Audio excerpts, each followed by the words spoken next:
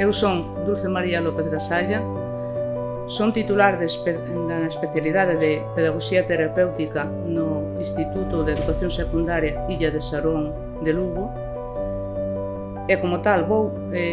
cabeza de lista da provincia de Lugo na candidatura de Comisións Obreiras e eu pido a vosa forza, a vosa axuda e o voso ánimo para